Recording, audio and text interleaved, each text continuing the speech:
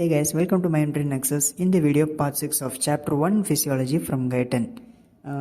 Last வீடியோவில் guys நம்ம என்ன பார்த்தோம்னா நம்ம எக்ஸ்ட்ரா செல்லார் ஃப்ளூயிடில் இருக்கிற கான்ஸ்டியூன்ஸுடைய நார்மல் வேல்யூஸ் அண்ட் ரேஞ்சஸ் தான் பார்த்தோம். அண்ட் அந்த நார்மல் வேல்யூஸ் அண்ட் ரேஞ்சஸ் கொஞ்சம் மாறிச்சுன்னா, அதாவது அதிகமாச்சுனாலோ இல்லை குறைஞ்சிச்சுனாலோ நம்ம பாடிக்கு அது வந்து எப்படி நம்ம பாடி அதை அஃபெக்ட் பண்ணுது அப்படிங்கிறத நம்ம பார்த்துருந்தோம். அடுத்து நம்ம கெயின் ஆஃப் கண்ட்ரோல் சிஸ்டம்னா என்னென்னு பார்த்துருந்தோம், அதோடைய ஃபார்முலா பார்த்துருந்தோம். இந்த வீடியோவில் நம்ம இன்றைக்கி என்ன பார்க்க போகிறோம்னா பாசிட்டிவ் ஃபீட்பேக் சிஸ்டம் அப்படின்னு என்ன தான் பார்க்க போகிறோம். நம்ம ஹோமியோஸ்டாட்டிக் மெக்கானிசமில் நம்ம கண்ட்ரோல் சிஸ்டம்ஸில் நிறைய கண்ட்ரோல் சிஸ்டம் இருக்குது. அதில் வந்து நம்ம போன வீடியோவில் வந்து நம்ம நெகட்டிவ் ஃபீட்பேக் சிஸ்டமை பற்றி பார்த்தோம். இன்றைக்கி வீடியோவில் பாசிட்டிவ் ஃபீட்பேக் சிஸ்டமை பற்றி பார்க்க போகிறோம். ஆக்சுவலாக கைஸ் நான் வந்து உங்களுக்கு இந்த புக்கை ரீட் பண்ணி சொல்லித்தர போகிறது கிடையாது. பிகாஸ் இது வந்து நிறைய இருக்குது. ப்ளஸ் வந்து இது ரொம்ப போராகும், புரியாது. புக்கில் நான் ரீட் பண்ணி உங்களுக்கு சொல்லி கொடுத்தேன்னா, ஸோ நான் ட்ரா பண்ணி உங்களுக்கு ஈஸியாக புரிகிற மாதிரி சொல்லித்தரேன். ஓகே கைஸ், ஆரம்பிக்கலாம்.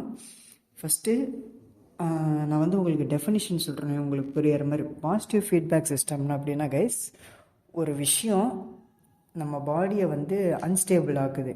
எப்படி அன்ஸ்டேபிள் ஆக்குதுன்னா, ஏதோ ஒரு கான்ஸ்டியூண்ட்டு ஏதோ ஒரு விஷயத்தை நம்ம பாடியில் வந்து அதிகமாக்கிறது. அது அதிகமாகிறதுனால நம்ம பாடி ஒரு அன்ஸ்டேபிள் கண்டிஷனுக்கு போயிடுது. ஸோ அதை ஸ்டேபிள் ஆக்க, நம்ம பாடியை ஸ்டேபிள் ஆக்கிறதுக்காக நம்ம பாடி அதே விஷயத்தை இன்னும் அதிகப்படுத்தி அதை திரும்ப திரும்ப செஞ்சு ஒரு ஸ்டேபிள் கண்டிஷனுக்கு வந்துடும். உங்களுக்கு புரிஞ்சதா? அதாவது ஒரு விஷயம் நம்ம பாடியில் கூடுறதுனால நம்ம பாடி அன்ஸ்டேபிள் கண்டிஷனுக்கு போயிடுது. ஸோ நம்ம பாடி ஸ்டேபிள் கண்டிஷனுக்கு வர்றதுக்காக அந்த விஷயத்தை இன்னும் அதிகமாக்கி திரும்ப திரும்ப அதை ரிப்பீட் பண்ணி ஸ்டேபிள் கண்டிஷனுக்கு நம்ம பாடி தன்னைத்தானே கொண்டு வந்துடும். இன்னும் புரிகிற மாதிரி சொன்னால், ஸ்டார்டிங்கில் இருந்த ஈவெண்ட்டும் எண்டிங்கில் நடக்கிற ஈவெண்ட்டும் சேமாக இருந்துச்சுன்னா அதுதான் பாசிட்டிவ் ஃபீட்பேக் சிஸ்டம். உங்களுக்கு இன்னும் கிளாரிட்டி வர்றதுக்காக நான் வந்து புக்கில் கொடுத்துருக்கிற எக்ஸாம்பிள்ஸ், புக்கில் 2 எக்ஸாம்பிள் கொடுத்து பாசிட்டிவ் ஃபீட்பேக் சிஸ்டம்னு என்னென்னு புரிய வச்சுருக்கிறாங்க. அந்த 2 எக்ஸாம்பிள்ஸையும் நான் வந்து இப்போ உங்களுக்கு சொல்லி புரிய வைக்கிறேன். வாங்க ஆரம்பிக்கலாம்.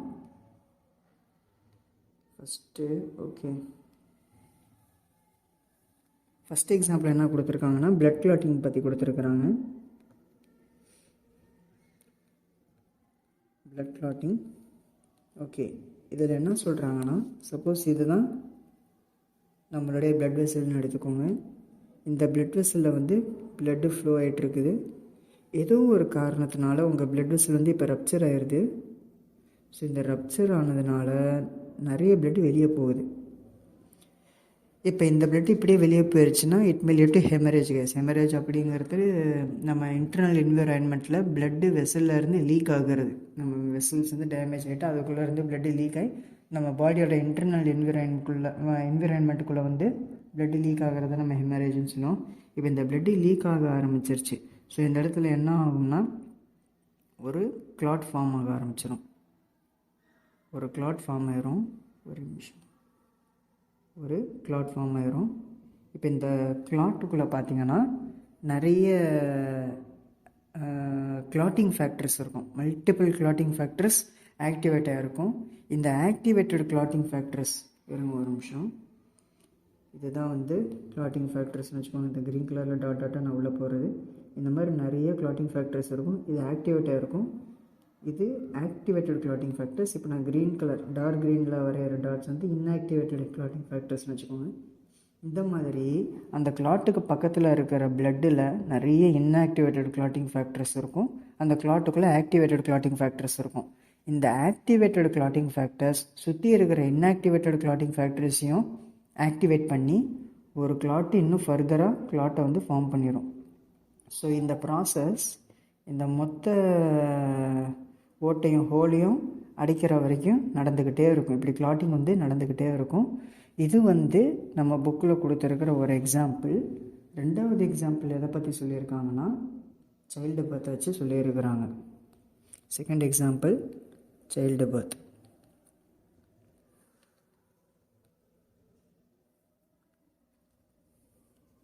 சைல்டு பர்த்தில் இப்போது சப்போஸ் இது வந்து யூட்டரஸ், ஓகேங்களா? ஒரு நிமிஷம். இது வந்து யூட்ரஸ்ன்னு எடுத்துக்கோங்க. இந்த யூட்ரஸில் வந்து ஒரு பேபி இருக்குது. And this is a delivery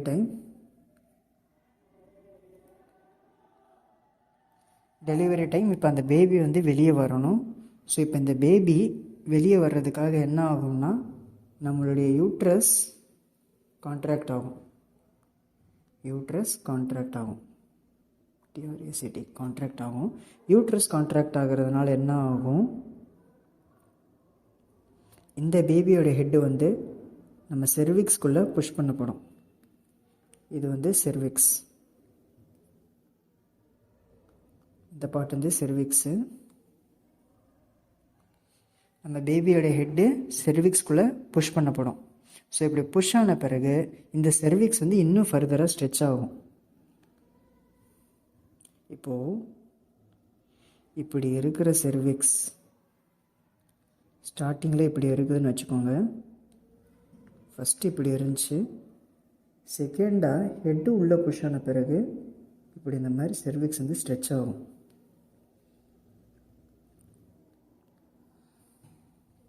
வந்து செகண்ட், அதாவது ஸ்ட்ரெச்டு செர்விக்ஸ். இப்போ இந்த ஸ்ட்ரெச் ஆகிறதுனால என்ன ஆகும், இந்த செர்விக்ஸ்குள்ளே ஸ்ட்ரெச் டிடெக்டிங் ரிசெப்டார்ஸ் அப்படின்னு ரிசெப்டார்ஸ் இருக்கும். என்ன ரிசெப்டார்ஸ்? Stretch detecting receptors. இந்த ரிசெப்டார்ஸ் என்ன பண்ணோம்னா நம்மளுடைய பிரெயினுக்கு இம்பல்ஸை சென்ட் பண்ணிடும். Sense impulse to our brain. நம்மளுடைய பிரெயினுக்கு இம்பல்ஸை சென்ட் பண்ணிடும். இப்போ நம்ம பிரெயின் என்ன பண்ணோம்னா இந்த இம்பல்ஸை வந்து இந்த சிக்னல்ஸ், இம்பல்ஸ் ஆர் சிக்னல்ஸ் ஏதோ ஒன்று, இதை வந்து ப்ராசஸ் பண்ணும். ப்ராசஸ் பண்ணிவிட்டு ஃபர்தராக என்ன பண்ணோம்னா நம்மளுடைய பிளட்டில் ஆக்சிடோசினை ரிலீஸ் பண்ணும். Brain releases oxytocin in our blood. இந்த ஆக்சிடோசின் என்ன பண்ணோம்னா this oxytocin further stretches the cervix by contracting the uterus. இந்த oxytocin contracts the uterus.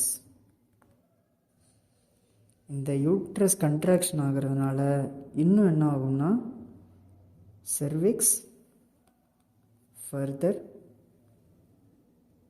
stretches.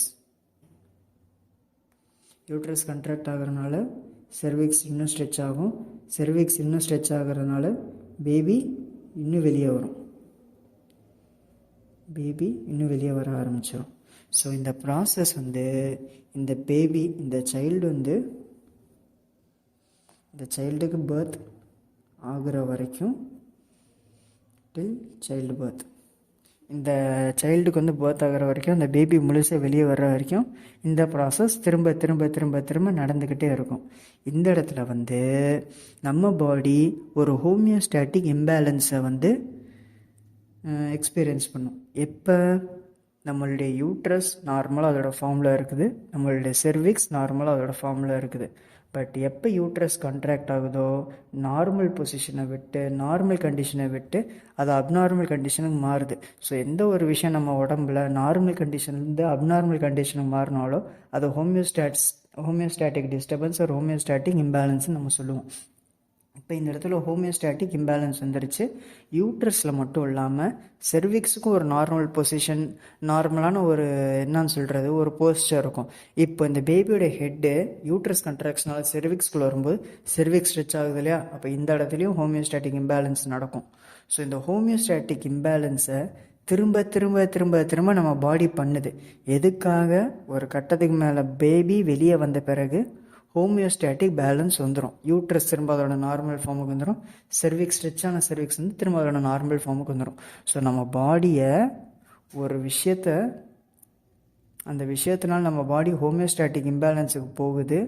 அதே விஷயத்த நம்ம பாடி திரும்ப திரும்ப ரிப்பீட் பண்ணி அதை இன்னும் அதிகமாக்கி ஒரு வழியாக நம்ம பாடியை வந்து ஸ்டேபிள் கண்டிஷனுக்கு கொண்டு வந்துடும். இதுக்கு பேர் தான் பாசிட்டிவ் ஃபீட்பேக் சிஸ்டம். பிளட் கிளாட்டிங்லேயும் கிளாட் அப்படிங்கிறது பொதுவாக நம்ம பாடிக்கு வந்து பிளட் கிளாட் ஆகுறதுங்கிறது ஒரு டேஞ்சரஸான ஒரு விஷயந்தான் நம்ம பாடிக்கு. பட் இந்த இடத்துல ஒரு பிரச்சனையை சால்வ் பண்ணுறதுக்கு ஒரு தப்பான விஷயமே சரியாக மாறுது. புரியுதுங்களா உங்களுக்கு? திரும்ப திரும்ப அந்த ஹோல் வந்து க்ளோஸ் ஆகிட்டு பிளட்டு ஸ்டாப் ஆகிற வரைக்குமே அந்த இடத்துல கிளாட்டிங் நடந்துக்கிட்டே இருக்குது. அதே மாதிரி இங்கேயும் பார்த்தீங்கன்னா செர்விக்ஸும் யூட்ரஸ் கான்ட்ராக்ட் ஆகுது, செர்விக்ஸ் ஸ்ட்ரெச் ஆகுது. எது வரைக்கும்? சைல்டு பர்த் ஆகிற வரைக்கும். ஸோ நம்ம பாடி ஒரு நார்மல் ஃபார்முக்கு வர்ற வரைக்கும் அதே ப்ராசஸை திரும்ப திரும்ப ரிப்பீட் பண்ணி அதை இன்னும் அதிகமாக்கி நார்மல் கண்டிஷனை கொண்டு வர்றது தான் positive feedback system. I hope உங்களுக்கு வந்து பாசிட்டிவ் ஃபீட்பேக் சிஸ்டம் புரிஞ்சிருக்குன்னு நினைக்கிறேன் கைஸ். இவ்வளோதான் வந்து நம்ம புக்கில் கொடுத்துருக்குறாங்க எக்ஸாம்பிள்ஸ். அவ்வளோதான் பாசிட்டிவ் ஃபீட்பேக் சிஸ்டம். இப்போ வந்து என்னென்னா இந்த பாசிட்டிவ் ஃபீட்பேக் சிஸ்டம் வந்து எந்த அளவுக்கு நம்ம பாடிக்கு இப்படி இந்த மாதிரி விதத்தில் யூஸ்ஃபுல்லாக இருக்குதோ, இதே பாசிட்டிவ் ஃபீட்பேக் சிஸ்டம் நம்ம உடம்புக்கு ஃபேட்டலாக கூட முடியலாம். நமக்கு வந்து ஒரு டெத்தை கூட அது காஸ் பண்ணலாம் சொல்கிறாங்க. அது எப்படின்னு பார்த்தோம்னா அதையும் ஒரு எக்ஸாம்பிளோடு நம்ம பார்க்கலாம் கைஸ். இப்போ வந்து இதுதான் ரோடு. இது வந்து ரோடுன்னு வச்சுக்கோங்க. ரோட்டோரமாக இருந்து ஒருத்தர் நடந்து போயிட்டுருக்கிறார். பின்னாடி இருந்து வேகமாக ஒரு கார் வந்து அவரை இடிச்சிருது. இப்போது இவருக்கு வந்து ஒரு ஆக்சிடெண்ட் ஆயிடுச்சு. ஆக்சிடெண்ட் ஆனதில் என்ன ஆயிடுச்சு? அவருக்கு வந்து பிளட் லாஸ் ஆயிடுச்சு. பிளட் லாஸ்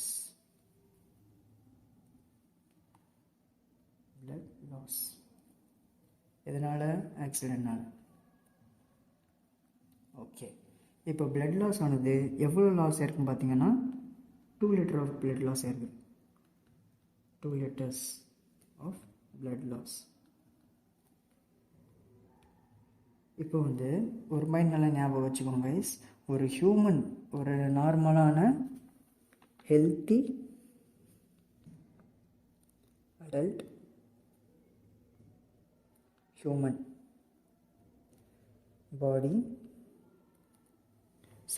பாடி இல்லை, ஹார்ட். ஒரு ஹெல்த்தியான அடல்ட் ஹியூமனுடைய ஹார்ட் 1 மினிட்க்கு 5 லிட்டர்ஸ் ஆஃப் பிளட்டை பம்ப் பண்ணும். ஓகேவா? ஒரு நார்மலான அடல்ட் ஹியூமனுடைய ஹெல்த்தி ஹார்ட் வந்து ஒரு நிமிஷத்தில் 5 லிட்டர் பிளட்டை வந்து பம்ப் பண்ணும். இப்போ இவருக்கு ஆக்சிடெண்ட் ஆனதுனால இவருடைய உடம்புல 2 லிட்டர் ஆஃப் பிளட் லாஸ் ஆகிருக்குது. அப்போ மீதி எவ்வளோ? Remaining 3 litres. இப்போது 3 லிட்டர்ஸ் தான் மிச்சம் இருக்குது. 2 லிட்டர் பிளட் லாஸ் இருக்கிறனால ஹார்ட்டுக்கு நார்மலாக பம்ப் பண்ண இந்த பிளட்டு வந்து பத்தலை. ஓகேங்களா? இப்போது நார்மலாக இந்த ஹார்ட்டுக்கு பம்ப் பண்ணுறதுக்கு பிளட்டு பத்தாதனால, ஸோ பிளட்டு கம்மியாக பம்ப் ஆகிறதுனால அவருடைய பிளட் ப்ரெஷரும் பார்த்திங்கன்னா ட்ராப் ஆகிடுது. இப்போ பிளட் ப்ரெஷரும் ட்ராப் ஆகுது. பம்ப் ஆகிற பிளட்டோடைய வால்யூமும் கம்மியாக இருக்கிறதுனால இந்த ஹார்ட்டுடைய மசில்ஸ் வந்து சிவியராக டேமேஜ் ஆகிரும். Heart muscles damage severely. இதனால் ஒன்று வந்து லோ பிபி, இன்னொன்று லோ பிளட் ஃபார் பம்பிங். இந்த 2 ரீசன்ஸ்னால நம்மளுடைய ஹார்ட் மசில் டேமேஜ் ஆகிடுது, சிவியராக அடி வாங்கிடுது. அண்ட் திரும்ப அந்த பிளட்டு சர்க்குலேட் ஆகுது இல்லையா நம்ம பாடியில், திரும்ப ஹார்ட் மசில்ஸ் வந்து அடி வாங்கும். இதனால் திரும்ப பிபி ட்ராப் ஆகும், திரும்ப பிளட் வால்யூம் வந்து குறையும். ஸோ இந்த சைக்கிள் வந்து போய்கிட்டே இருக்கும். இதை தான் வந்து நம்ம வந்து விஷஸ் சைக்கிள் அப்படின்னு சொல்லுவோம். நம்ம தேர்ட் வீடியோவில் விஷஸ் சைக்கிள் நான் உங்களுக்கு எக்ஸ்பிளைன் பண்ணியிருப்பேன்னு நினைக்கிறேன். ஸோ நம்ம பாடி வந்து ஒரு விஷஸ் சைக்கிளுக்குள்ளே போய் மாட்டிக்கும். ஸோ இந்த மாதிரி நம்மளுடைய பாசிட்டிவ் ஃபீட்பேக் சிஸ்டம் வந்து இந்த மாதிரி ஒரு சில நேரங்களில் நம்ம உடம்புக்கு வந்து ஃபேட்டலாக கூட முடியலாம் அப்படின்னு சொல்கிறாங்க. ஓகே கைஸ், அடுத்த டாபிக் வந்து நமக்கு என்ன கொடுத்துருக்காங்கன்னு பார்க்கலாம்.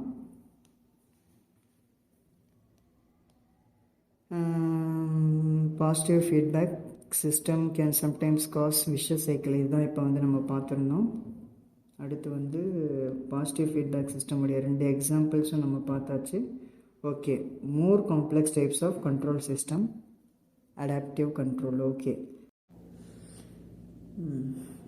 கைஸ், இது வந்து ஆக்சுவலாக ஒன்றும் இல்லை. இதில் என்ன சொல்கிறாங்கன்னா, இதில் நம்ம நர்வஸ் சிஸ்டம் தன்னைத்தானே ட்ரெயின் பண்ணிக்குது. அதாவது ஆக்சுவலாக கைஸ் ஒரு சில நேரம் என்ன ஆகும், நம்ம பாடி, அதாவது நம்மளுடைய சென்சரி போர்ஷன் இருக்குது இல்லையா, இன்புட் போர்ஷனு, நம்மளுடைய அது வந்து சிக்னல்ஸை வந்து ப்ரொடியூஸ் பண்ணி அந்த சிக்னல்ஸை வந்து நம்ம பிரெயினுக்கு அனுப்பும். ஸோ இது வந்து இந்த சிக்னல்ஸ் இங்கேருந்து பிரெயினுக்கு போயிட்டு பிரெயினில் ப்ராசஸ் ஆகிட்டு அப்புறமேட்டு அது அவுட்புட் போர்ஷனுக்கு அனுப்பி நம்ம பிரெயின் வந்து என்ன ஆக்ஷன் பண்ணணும் அப்படிங்கிறது சொல்கிறதுக்கு வந்து ஒரு சில நேரம் நம்ம பாடிக்கு டைம் இருக்காது. இவ்வளோ ப்ராசஸஸில் இத்தனை ப்ராசஸ் பண்ணுறதுக்கு ஒரு சில நேரம் நம்ம பாடிக்கு டைம் இருக்காது.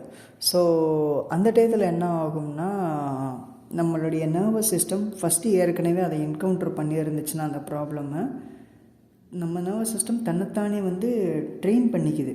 எதுக்காகனா, சப்போஸ் திரும்ப சிமிலர் டைப் ஆஃப் சிச்சுவேஷன் ஏதாச்சும் ஏற்பட்டுருச்சுன்னா அதை எப்படி ஃபேஸ் பண்ணணுங்கிறதுக்காக ட்ரெயின் பண்ணிக்குது. இதை தான் வந்து இந்த பேராகிராஃபில் feed forward control system or control mechanism அப்படின்னு சொல்கிறாங்க. இது வந்து நம்ம அவ்வளோ டீட்டெயிலாக இப்போதைக்கு பார்க்க தேவையில்ல. இது வந்து நம்ம டீட்டெயிலாக நியூராலஜியில் படிப்போம். இந்த லெசனில் வந்து ஜஸ்ட்டு நமக்கு ஒரு என்னன்னு சொல்கிற ஒரு இன்ட்ரோ மாதிரி கொடுத்துருக்குறாங்க நமக்கு. இந்த டாப்பிக் வந்து நம்ம இப்போதைக்கு டீட்டெயிலாக பார்க்க அவசியம் கிடையாது கைஸ். நம்ம ஃபர்தராக பார்ப்போம் மற்ற சாப்டர்ஸ்லாம். ஸோ இதுக்கப்புறம் வந்து சம்மரி மட்டும்தான், அதுக்கப்புறம் பிப்ளியோகிராஃபி. ஓகே கைஸ், இதோட வந்து இந்த லெசன் முடிஞ்சிருது. ஸோ உங்களுக்கு ஏதாவது இந்த லெசனில் டவுட் இருந்துச்சுன்னா கண்டிப்பாக கமெண்ட் செக்ஷனில் சொல்லிடுங்க. நம்ம சக்ஸஸ்ஃபுல்லாக இந்த லெசனை முடித்தாச்சு. நம்ம யூடியூப் சேனலில் மொதல் லெசன் கம்ப்ளீட் பண்ணியாச்சு. எனக்கும் ரொம்ப ஹாப்பியாக இருக்குது. உங்களுக்கு எதாவது டவுட் இருந்துச்சுன்னா கமெண்ட் செக்ஷனில் போடுங்க, நான் கண்டிப்பாக அதுக்கு ரிப்ளை பண்ணுவேன். வீடியோ பிடிச்சிருந்துச்சுன்னா லைக் பண்ணுங்கள், பல பேருக்கு ஷேர் பண்ணுங்கள், ஹெல்ப்ஃபுல்லாக இருக்கும். அப்புறம் சப்ஸ்கிரைப் பண்ண மறந்துடாதீங்க. இந்த மாதிரி நிறைய கண்டென்ட், நிறைய சாப்டர்ஸ் நான் போடுவேன். ஓகே கைஸ், அடுத்த சாப்டரில் பார்க்கலாம். Tata bye bye, see you.